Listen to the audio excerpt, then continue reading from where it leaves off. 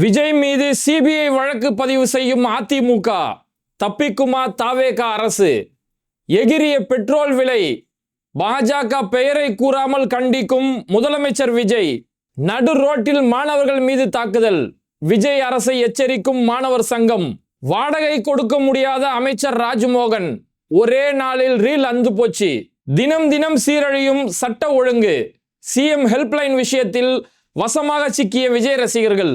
இது மாதிரி இன்னைக்கு அரசியல்ல பரபரப்பா இருக்கக்கூடிய பல்வேறுபட்ட செய்திகளையும் அதோட உண்மைத்தன்மையும் வீடியோ ஆதாரங்களையும் தான் இந்த வீடியோல பார்க்க போறோம். அதுக்கு முன்னாடி யாரெல்லாம் பேட்டை டிவியை சப்ஸ்கிரைப் பண்ணாம பாக்குறீங்களோ அவங்க மறக்காம சப்ஸ்கிரைப் பண்ணிட்டு இந்த வீடியோக்களை உங்க நண்பர்களுக்கு அதிகமாக ஷேர் செய்யுங்க. இப்போ இன்னைக்கு அரசியல்ல ரொம்பவே பரபரப்பா இருக்கக்கூடிய பல செய்திகள்ல அதிமுக முதலமைச்சர் விஜய் மேல சிபிஐ வழக்கு பதிவு செய்ய போறாங்களா அப்படிங்கறதா இன்னைக்கு முக்கியமான ஒரு செய்தியா மாறி இருக்கு. ஏன்னா ஆல்ரெடி கரூர் சம்பந்தமான சிபிஐ வழக்கே ஒன்றும் முடிஞ்ச பாடில்ல, அதுக்கு டெல்லிக்கு போயிட்டு வரக்க போக்குவரத்தா இருந்துட்டு இருக்க நேரத்தில் இப்போ அதிமுக அடுத்த ஒரு பஞ்சாயத்தை இழுத்து விட போறாங்களா அப்படிங்கிற ஒரு கேள்வி எழுந்திருக்குது. ஏன்னா இன்னைக்கு இந்த அமமுகவுடைய எம்எல்ஏக்களை, அந்த எம்எல்ஏவை குதிரை பேரத்தின் அடிப்படையில் வாங்கப்பட்டுன்னு சொல்லி ஒரு குற்றச்சாட்டு, அதிமுகவில் இருக்கக்கூடிய எம்எல்ஏக்கள் தாவேகாவுக்கு ஆதரவு கொடுத்து அதுக்கு பின்னாடி ஒரு சோஃபா அரசியல் நடந்தது அப்படின்னு சொல்லி பல குற்றச்சாட்டு எழுந்த நேரத்தில் அதிமுகவுடைய வழக்கறிஞர், அதிமுகவுடைய மாநிலங்களவை உறுப்பினராக இருக்கக்கூடிய இன்பதுரை அவரு ஒரு அறிக்கை ஒன்று கொடுத்திருக்கிறாரு. அதில் அவர் சொல்றது என்னன்னா, நாடாளுமன்றத்தில் 1993 ஏற்பட்ட நம்பிக்கை வாக்கெடுப்பில், அந்த நம்பிக்கை வாக்கெடுப்பில் வெற்றி பெறுவதற்காக ஜேஎம்எம் கட்சியை சேர்ந்த 4 எம்பிகளை குறுக்கு வழியில் வாங்கி வெற்றி பெற்றார். அன்றைய முதலமைச்சர் நரசிம்மராவ், பூட்டா சிங் இவங்க தான் இந்த காரியத்தில் ஈடுபட்டாங்க. அதுக்காக சிபிஐ அவங்க மீது வழக்கு பதிவு செய்தது. அது மாதிரி தற்போதைய முதலமைச்சராக இருக்கக்கூடிய விஜய் மீதும் வழக்கு ஏற்பட வாய்ப்புள்ளது அப்படிங்கிற ஒரு விஷயத்தை இந்த இடத்துல குறிப்பிடுறாரு. அதாவது இது என்னன்னா, 1993 அன்னைக்கு காங்கிரஸ் ஆட்சி, காங்கிரஸ் வந்து அன்னைக்கு அவங்களுக்கு தேவையான பெரும்பான்மை கிடைக்கல. அன்னைக்கு பிரதமரா நரசிம்மராவ் இருக்கிறாரு, அவருக்கு தேவையான பெரும்பான்மை கிடைக்கல. அப்போ நம்பிக்கை வாக்கெடுப்பு நடக்குது, நாடாளுமன்றத்தில் நம்பிக்கை வாக்கெடுப்பு நடக்கும் போது அப்போ ஜேஎம்எம் கட்சி, ஜார்க்கண்டை சேர்ந்த ஜேஎம்எம் கட்சி, அந்த கட்சியை சேர்ந்த ஒரு 4 எம்பிகளோட ஆதரவு இருந்தால் சரியா இருக்கும் அப்படின்னு சொல்லி அந்த ஜேஎம்எம் கட்சியை சேர்ந்த ஷிபு சோரன், அதாவது இன்னைக்கு ஹேமந்த் சோரன் இருக்கார் இல்லையா, அவருடைய தந்தை ஷிபு சோரன் உட்பட 4 எம்பிக்களுக்கு ஒரு குதிரை பேரம் நடந்தது. அன்னைக்கு தேதிக்கு 1993க்கு கிட்டத்தட்ட இதுக்காக 3.5 கோடி ரூபாய் கைமாறுச்சு அப்படின்னு சொல்லி ஒரு பெரிய ஒரு குற்றச்சாட்டு இருந்தது. இந்த பணப்பரிமாற்றம், அவங்களுக்கு பணம் கொடுக்கறதோ இந்த பணப்பரிமாற்றம், குதிரை பேரம், இதுக்கு பின்னாடி நரசிம்மராவ், அன்னைக்கு பிரதமர் நரசிம்மராவ் மட்டும் இல்ல, பூட்டா சிங்கும் இருந்தாரு. பூட்டா சிங் யாருன்னா அன்னைக்கு நரசிம்மராவோட அமைச்சர், காங்கிரஸ்ல ஒரு மூத்த தலைவர் பூட்டா சிங். அன்னைக்கு நரசிம்மராவோட அமைச்சரவையில் ஒரு மத்திய அமைச்சராகவும் பொறுப்புல இருந்தாரு. பூட்டா சிங் தான் அந்த பேரம் பேசக்கூடிய விஷயத்தை எல்லாமே இதில் பேக்ரவுண்ட்ல பூட்டா சிங் இருந்தார் அப்படின்னு சொல்லி அந்த கேஸ் விசாரணைக்கு வந்து அப்புறம் சிபிஐ வரைக்கும் அந்த கேஸ் போச்சு. சிபிஐயோட கேஸ்ல இந்த 2 பேரோட பேருமே இடம்பெற்றது. பிரதமர் நரசிம்மராவ், பூட்டா சிங் 2 பேரோட பேருமே அதில் சேர்க்கப்பட்டு விசாரணை தொடர்ந்து நடந்தது. அதுக்கப்புறமா 2000 வருஷம் 2000ல் சிபிஐயோட சிறப்பு நீதிமன்றம், டெல்லி சிறப்பு நீதிமன்றத்தில் இவங்க 2 பேருமே குற்றவாளிகள், இந்த மாதிரி குதிரை பேரத்தில் ஈடுபட்டு தான் அன்னைக்கு நம்பிக்கை வாக்கெடுப்பில் வெற்றி பெற்றாங்க அப்படின்னு சொல்லி இவங்க 2 பேருமே குற்றவாளிகள், இவங்களுக்கு 3 ஆண்டு சிறை தண்டனை அப்படி சொல்லி 2000 வருஷத்துல தீர்ப்பு வருது. அதுக்கப்புறம் அது மேல்முறையீடு போய் டெல்லி ஹைகோர்ட்டுக்கு மேல்முறையீடு போனாங்க. டெல்லி ஹைகோர்ட்டால தேவையான அளவுக்கு ஆதாரம் இல்லை அப்படின்னு சொல்லி அவங்கள விடுவிச்சது, அது ஒரு தனி கேஸ். ஆனா எப்படியோ ஒரு பிரதமர் மேலேயே சிபிஐ வழக்கு பதிவு செய்யப்பட்டு அது விசாரணைக்கு வந்து இவங்க குற்றவாளிகள், 3 வருட சிறை தண்டனை அப்படின்னு சொல்லி குறிப்பிடப்பட்டது. அந்த மாதிரி இன்னைக்கு தாவேகாவுடைய ஆட்சியில அமமுகவுடைய எம்பியை இந்த மாதிரி குதிரை பேரத்தில் வாங்கியிருக்கிறாங்க. ஒரு சோஃபா அரசியல் இந்த இடத்துல நடந்துட்டு இருக்கு அப்படின்னு ஒரு குற்றச்சாட்டு எழுந்த நேரத்தில் இந்த வழக்கம் அடுத்த கட்டத்துக்கு போச்சுன்னா சிபிஐ முதலமைச்சர் விஜய் மீதும் வழக்கு பதிவு செய்ய வாய்ப்பு இருக்குது அப்படின்னு சொல்லி அதிமுக ஒரு செக் பாயிண்ட் வச்சிருக்காங்க. ஒரு எச்சரிக்கை இந்த இடத்துல கொடுக்கக்கூடிய அளவுக்கு ரொம்பவே தமிழ்நாடு அரசியல் அடுத்து என்ன கட்டத்துக்கு போகுமோ. ஏன்னா திமுக சார்பில் இருந்து வந்திருக்கக்கூடிய ஒரு அறிக்கை என்னன்னா, இந்த ஆட்சி ரொம்ப நாளைக்கு நீடிக்காது, ஏன்னா அது ஒரு மைனாரிட்டி கவர்மெண்ட் தான், யாராவது வாபஸ் ஆதரவு கொடுத்தவங்க வாபஸ் வாங்கிட்டாலும் இந்த ஆட்சி கவிழ்ந்துடும். கூடிய சீக்கிரமே 2029 நாடாளுமன்ற தேர்தலையே சட்டமன்ற தேர்தலும் சேர்த்து வைக்கிறதுக்கே வாய்ப்பு இருக்கு, அதுக்குள்ள இந்த ஆட்சி கவிழ்றதுக்கான எல்லா வாய்ப்புகளுமே இருக்கு அப்படின்னு சொல்லி ஒரு வர நேரத்தில் இதை விஜய் எந்த அளவுக்கு தாக்கு பிடிக்க போறாரு, தாவேகாவுடைய ஆட்சி தப்பிக்குமா அப்படிங்கிற ஒரு கேள்வி இன்னைக்கு அரசியல் வட்டாரத்தில் பெரிய அளவில் எழுந்திருக்குது. அதனாலதான் முதலமைச்சர் விஜய் ஒரு சாஃப்ட் கார்னரே மெயின்டைன் பண்ணிட்டு போயிருக்காரு. எங்கேயுமே ஒரு பாஜகவை எதிர்த்து பேசுறதோ, ஒன்றிய அரசை எதிர்த்து பேசி தமிழ்நாடுகளுக்கான உரிமையை பேசுறதோ இதெல்லாம் இல்லாம ஒரு சாஃப்ட் கார்னர்ல இருந்தே அவர் மெயின்டைன் பண்ணிட்டு போறாரு. இப்போ இந்திய அளவில் பெரிய பரபரப்பா இருக்கிற செய்தின்னு பார்த்தோம்னா, நீட் தேர்வு விஷயம், அப்புறம் இந்த பெட்ரோல் விலை ஏறினது. பெட்ரோல் 1 லிட்டருக்கு 3 ரூபா உயர்ந்திருக்குது. அதாவது 5 மாநில தேர்தல் வர வரைக்கும் பெட்ரோல் விலையை பற்றி எதுவும் பேசலை. அன்னைக்கு உங்களுக்கு ஈரான் இஸ்ரேல் போர் நடக்கிறது உங்களுக்கு அதுக்கு கவனத்துக்கு வரல. அது வரைக்கும் 5 மாநில தேர்தல் வரைக்கும் அமைதியாக இருந்துக்கிட்டு எங்கெல்லாம் பாஜக வெற்றி அடையணுமோ அங்கெல்லாம் வெற்றி அடைய வச்சுட்டு பாஜகவை யாரெல்லாம் எதிர்க்கிறாங்களோ மு.க. ஸ்டாலின், மம்தா பானர்ஜி, பினராயி விஜயன் இது மாதிரியானவங்களை தோற்கடிச்சிட்டு இப்போதான் பெட்ரோல் விலையை ஏற்றுறாங்க. பெட்ரோல் லிட்டருக்கு 3 ரூபாய் பெட்ரோல் விலை உயர்த்தப்பட்டிருக்கு. தொடர்ந்து கேஸ் விலை வர ஒரு பக்கம் ஏறிட்டு இருக்கு. வணிக சிலிண்டர், கமர்ஷியல் சிலிண்டர் பார்த்தோம்னா இன்னைக்கு வியாபாரிகள் கடையே நடத்த முடியல. பல ஹோட்டலுக்கு இழுத்து மூடக்கூடிய அளவுக்கு இன்னைக்கு கமர்ஷியல் சிலிண்டர் ரேட் அவ்வளோ பெரிய அளவுக்கு உயர்ந்து போயிருக்குது. அப்போ இதனால சாமானிய மக்கள் பெரிய அளவில் பாதிக்கப்படுறாங்க. அப்போ இதை கண்டிக்க வேண்டியது ஒரு முதலமைச்சரா விஜயோடைய பொறுப்பு. ஆனால் அந்த கண்டனத்தில் பாஜகன்ற ஒரு பெயர் கூட இல்லை. ஒரு கடிதம் எழுதுறாரு. இவர் தான் பிரச்சாரத்தில் சொன்னாரு, ஸ்டாலின் சார் வெறும் லெட்டர் எழுதுனா போதுமா சார் அப்படின்னு சொல்லி டயலாக்லாம் பேசினாரு. ஆனால் இப்போ ஆட்சிக்கு வந்தோன்னா இவர் தான் இங்கே லெட்டர் எழுதிட்டு உட்காந்துட்டு கிடக்குறாரு. சரி, அந்த லெட்டராச்சும் உருப்படியா இருக்கான்னு பார்த்தா அந்த லெட்டர்ல பாஜக அந்த 3 எழுத்து பெயரே இல்லை. ஒன்றிய அரசு இது மாதிரி நீங்க பெட்ரோல் விலையை நீங்க உயர்த்திட்டீங்க, இதை நீங்க திரும்ப பெறணும். இதனால சிறு குறு தொழில்கள் பாதிக்கப்படுது. கச்சா எண்ணெய் விலை குறையும் போது நீங்க விலையை குறைக்கிறது இல்லை, ஆனா விலை ஏறும் போது மட்டும் விலையை ஏத்துறீங்களே, இதனால சிறு குறு தொழில்கள் பாதிக்கப்படுது. வாடகைக்கு எடுத்து வண்டி ஓட்டுறவங்களாம் பாதிக்கப்படுறாங்களா இல்லையா? அதனால இந்த பெட்ரோல் விலை உயர்வை திரும்ப பெறுமாறு ஒன்றிய அரசை கேட்டுக்கொள்கிறேன். எவ்வளோ ஒரு சாஃப்டால அவங்களுக்கு வலிக்கவே கூடாது. நான் உன்னை அடிக்கிறேன் ஆனால் உனக்கு வலிக்காது அப்படிங்கிற மாதிரி அதில் ஒன்றிய அரசு அப்படின்ற வார்த்தையை மட்டும் போட்டுட்டு பாஜகன்ற பெயரோ மோடிங்கிற பெயரோ எதுவுமே அதில் குறிப்பிடாத அளவுக்கு இந்த பெட்ரோல் விலைலாம் பெருசாக ஒன்றுமே இல்லை அப்படிங்கிற மாதிரி அப்படி பூசி மொழிவி ஒரு கண்டனம், அப்படிப்பட்ட ஒரு கண்டனத்தை தெரியப்படுத்திருக்கிறாரு. ஒரு கண்டனம்னா எப்படி இருக்கணுன்றத நேற்று முன்னாள் முதலமைச்சர் மு.க. ஸ்டாலின் அண்ணன் திருமாவளவன் கண்டனம் தெரிவிச்சாங்க. அண்ணன் திருமாவளவன் இந்த விஷயத்தை குறிப்பிடுறாரு. 5 மாநில தேர்தல் வரைக்கும் பாஜக ஒன்றிய அரசு, அந்த வார்த்தையை பாருங்க, வெறும் ஒன்றிய அரசு சொல்லவே இல்லை. ஏன் வெறும் ஒன்றிய அரசு? பாஜக தான் ஆட்சி செய்து, அந்த பேரை சொல்றதுக்கு என்ன தயக்கம்? அவ்வளவு துணிச்சலா சொல்றாரு.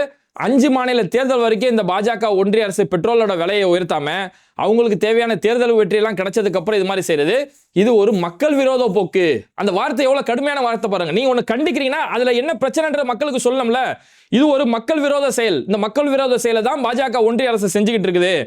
பெட்ரோலுக்கு 3 ரூபாய் உயர்த்துறதுங்கிறது இது சாமானிய மக்களோட வயிற்றுல அடிக்கிறதுக்கு சமம். இது சாதாரண விஷயமே கிடையாது. ஏன்னா பெட்ரோலோட விலை உயர்ந்துச்சுன்னா இதனால ஒரு வாடகை வண்டியோட ரேட் உயரும். வாடகை வண்டியோட ரேட் உயர்ந்துச்சுன்னா அத்தியாவசியோட பொருட்களோட விலை உயர்வு ஏற்படும்.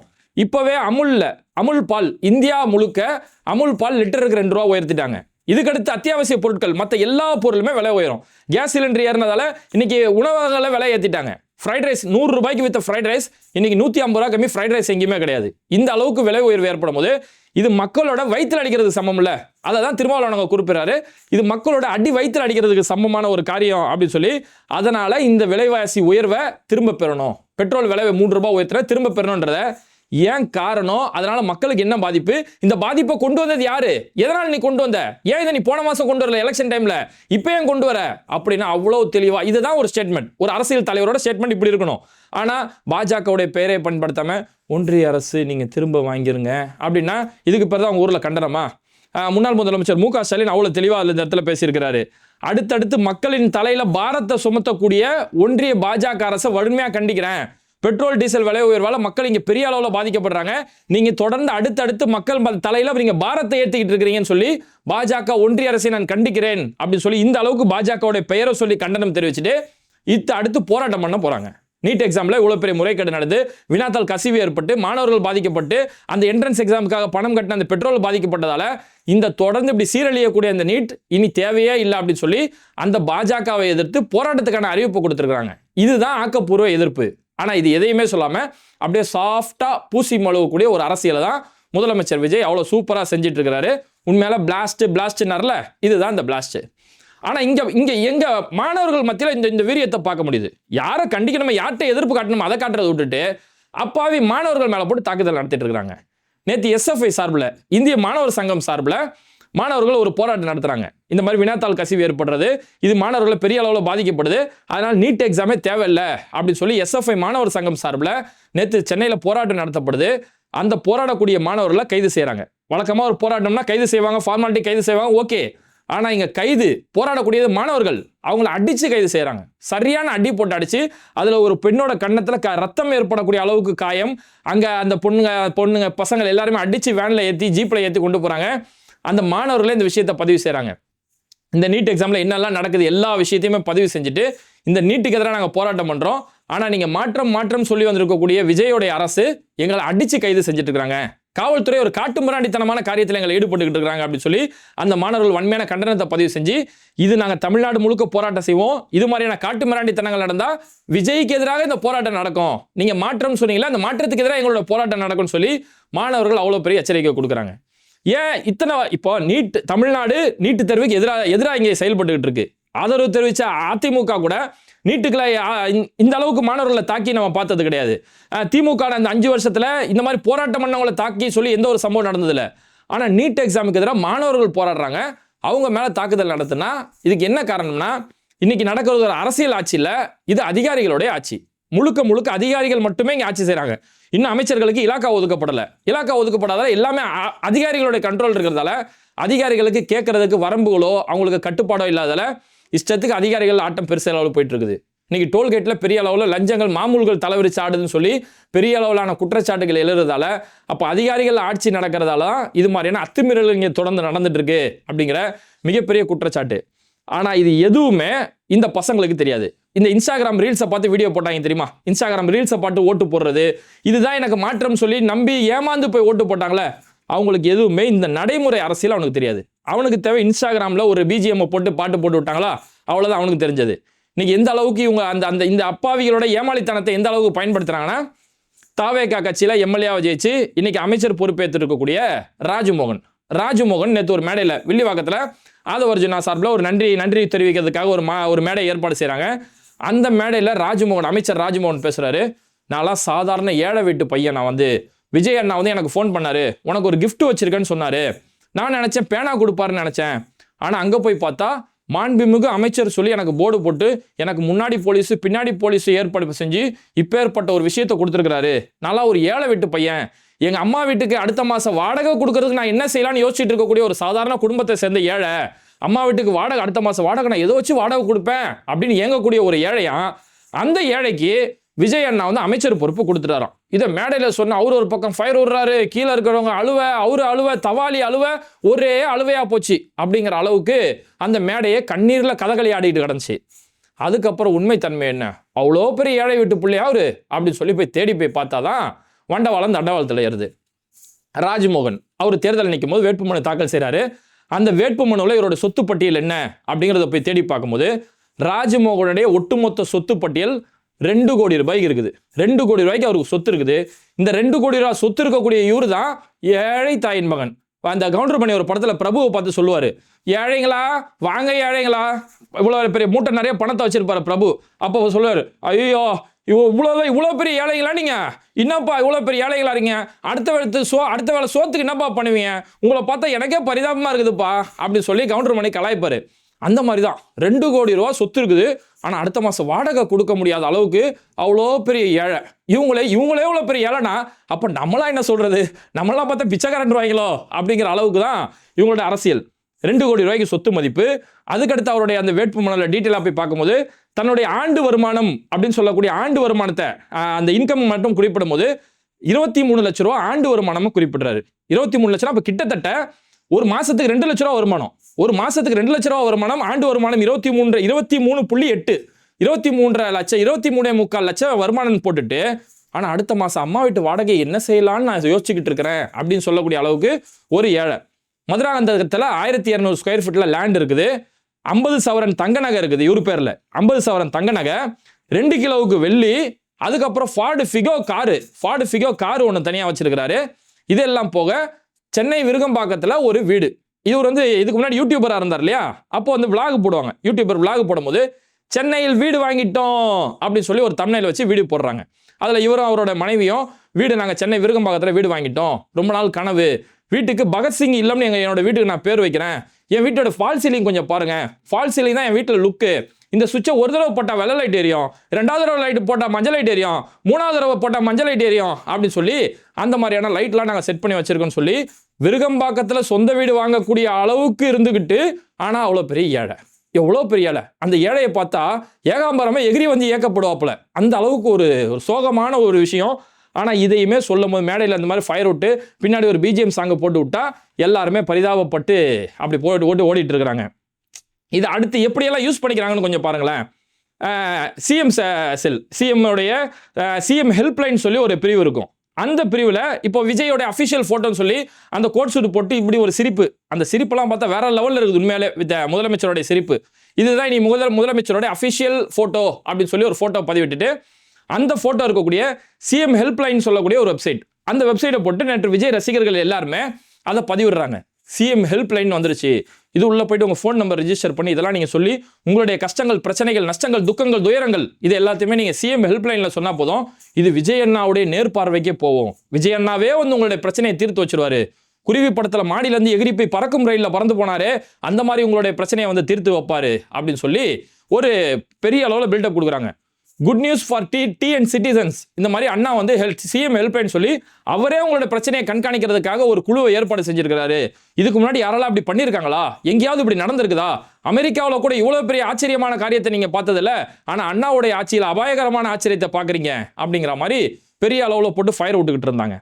அதுக்கப்புறம் அதோட உண்மைத்தன்மை என்னன்னு போய் பார்த்தோம்னா, இது ஆல்ரெடி காலங்காலமாக தமிழ்நாட்டில் இருக்கக்கூடிய ஒரு சிஸ்டமேட்டிக். இங்கே வந்து முதல்வன் முகவரி திட்டம் அப்படின்னு சொல்லி மு.க. ஸ்டாலின் அவர்களுடைய ஆட்சியில் தொடர்ந்து நடந்துகிட்டு தான் இருக்குது. சிஎம் ஹெல்ப்லைன் சொல்லி சிஎம்க்கு நம்ம தனிப்பட்ட முறையில் புகார் கொடுக்குறது. அந்த புகார் கொடுத்தா அதாவது ஃபர்ஸ்ட் போலீஸில் கம்ப்ளைண்ட், போலீஸில் எனக்கு தேவையான நீதி கிடைக்கல, அங்கே சரியான நடவடிக்கை எடுக்கலைன்னா சிஎம் ஹெல்ப்லைனில் போய் கம்ப்ளைண்ட் கொடுக்கலாம். அதுக்கு தான் முதலமைச்சர் மு.க. ஸ்டாலின் அன்னைக்கு முதல்வன் முகவரி திட்டம் அப்படின்னு சொல்லி ஒரு பெயர் வச்சு அது மூலிமா பல நலத்திட்டங்கள் செயல்படுத்தப்பட்டது, பல மக்களுடைய பிரச்சனைகள் தீர்க்கப்பட்டது. அப்போ ஆல்ரெடி இருக்காங்க. அன்னைக்கு சிஎம்மா இருந்த மு.க. ஸ்டாலின் அவருடைய போட்டோ அன்னைக்கு இருந்தது. இன்னைக்கு இவர் முதலமைச்சராக இருந்தோன்னா இந்த இடத்துல விஜயோடைய போட்டோ இருக்குது. இந்த போட்டோ மட்டுமே மாற்றம், இதுதான் இவங்களுடைய மாற்றம். நேற்று பார்த்தோம்னா ஆல்ரெடி பிங்க் கலர்ல பிங்க் பெட்ரோல்ன்றத பெண்கள் பாதுகாப்புக்கான வாகனம், அந்த பிங்க் கலர் இருக்கக்கூடிய ஸ்டிக்கர் எடுத்துட்டு அதை வெள்ளை கலர்ல மாற்றி சிங்கப்பெண் அதிரடி படையின் பேர் மாற்றி இந்த வெறும் நேம் சேஞ்ச் பண்றது, ஸ்டிக்கர் சேஞ்ச் பண்றது மட்டும்தான் இவங்களுடைய மாற்றமே தவிர அதை தாண்டி களத்தில் இவங்க எதுவுமே செய்யலை. ஆனால் இது எதுவுமே அந்த அப்பாவி மக்களுக்கு புரியாது. அந்த வாக்களிக்கக்கூடிய அந்த பிளாஸ்ட் பார்த்து வீடியோ போட்டாங்களா பசங்க, அந்த பசங்களுக்கு இது எதுவுமே புரியாது அப்படிங்கிறது தான் கலை யதார்த்தம்.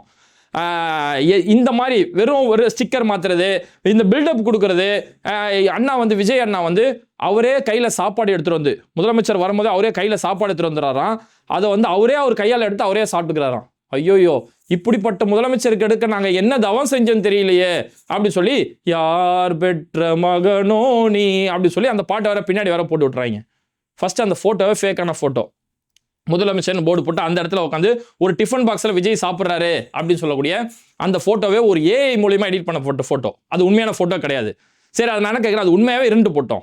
உண்மை எல்லாரும் அப்படி தானே, வேலைக்கு போகிறவங்க அந்த டிஃபன் பாக்ஸில் எடுத்துகிட்டு போய் சாப்பிடுவாங்க. இதுதானே, அதுவும் தன் கையால் எடுத்து தான் தான் சாப்பிடுவாங்க.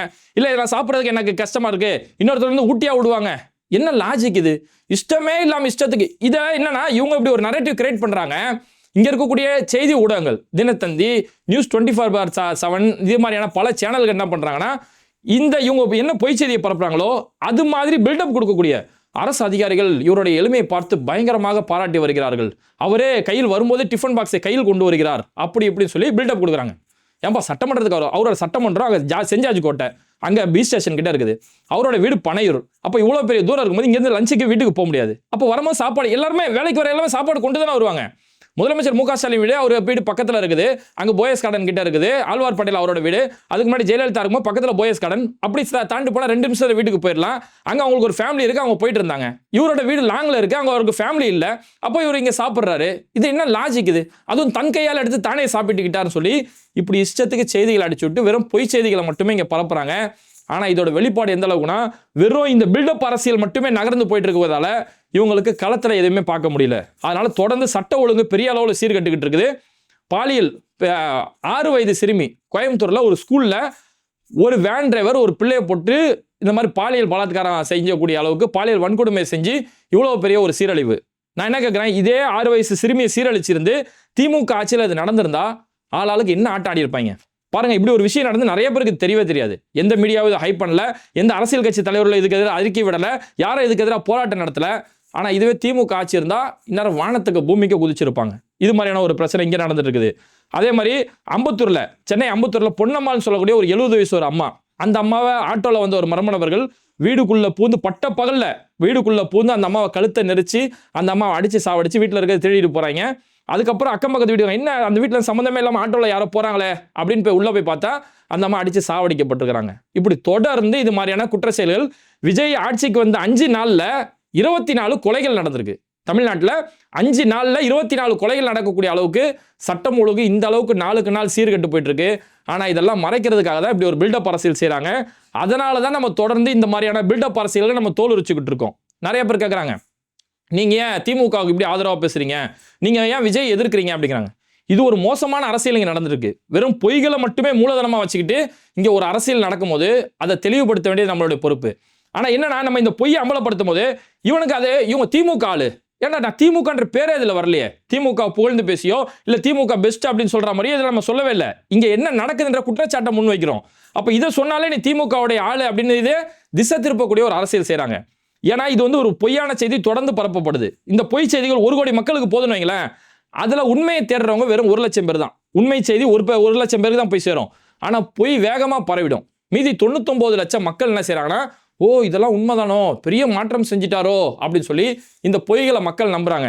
இன்னைக்கு முழுக்க டிஜிட்டல் உலகம். எந்த அளவுக்குன்னா இன்னைக்கு ChatGPT, ஜெமினி இது மாதிரியான டிஜிட்டல் உலகம் இருக்கிறதால எந்த ஒரு விஷயத்தை அதிகமாக சொல்லப்பட்டுக்கிட்டு எழுதப்பட்டுக்கிட்டு சோஷியல் மீடியாவில் பேசப்பட்டு இருக்கிறதோ அதே ஒரு காலத்தில் உண்மையாக மாற்றப்பட்டுரும். இப்போ ChatGPT, ஜெமினி மாதிரியான இந்த AI டெக்னாலஜி தான். அது எல்லாமே முழுக்க AI கண்ட்ரோல். எது அதிகமாக பேசப்படுதோ பகிரப்படுதோ அது தகவலாக சேகரிக்கும். இதுதான் ஏஐயோடைய விஷயம். அது உண்மையை போய் தேடி ஆராய்ஞ்சலாம் செய்யாது. எது களத்தில் இருக்கோ அதை தன்னுடைய ஒரு சேவ் பண்ணி வச்சுக்கும், மெமரியாக சேவ் பண்ணிக்கும், அவ்வளோதான்.